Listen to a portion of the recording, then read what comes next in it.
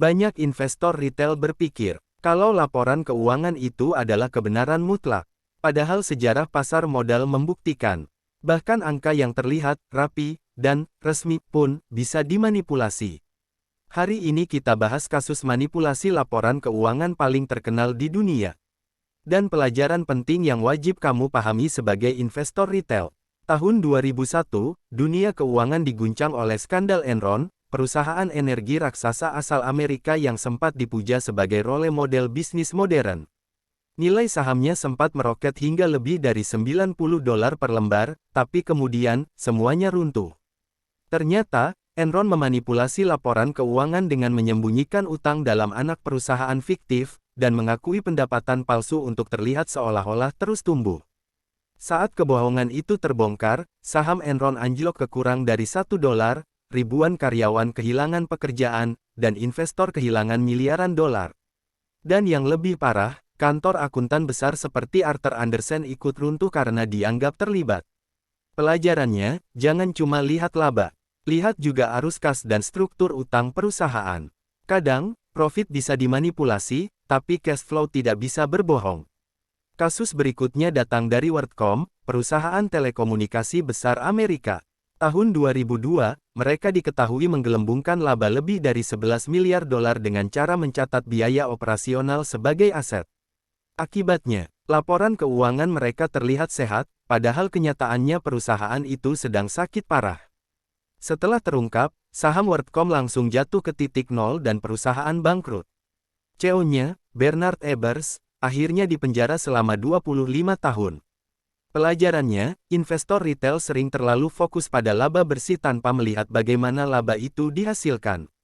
Kalau ada laba naik tajam tapi revenue stagnan, itu sinyal bahaya. Sekarang kita lompat ke era modern, Wirecard, perusahaan fintech asal Jerman yang dulu disebut PayPal-nya Eropa. Nilai kapitalisasi pasar mereka sempat mencapai 24 miliar euro, tapi pada 2020, semua berantakan. Ternyata, 1,9 miliar euro kas yang katanya tersimpan di Bank Filipina, tidak pernah ada. Setelah auditor menemukan kebohongan ini, CEO-nya ditangkap, dan harga sahamnya hancur total. Pelajarannya, jangan cuma percaya karena perusahaan punya label, teknologi, atau fintech. Bahkan di era digital, manipulasi tetap bisa terjadi, hanya caranya yang lebih canggih. Di Indonesia, kita juga punya contoh. Tahun 2019, Garuda Indonesia kedapatan mengakui pendapatan dari kerjasama yang seharusnya belum bisa diakui secara akuntansi. Hasilnya, laporan keuangan yang seharusnya rugi, malah terlihat untung. Ada juga kasus SNP Finance, yang gagal bayar karena laporan keuangannya diduga tidak mencerminkan kondisi sebenarnya.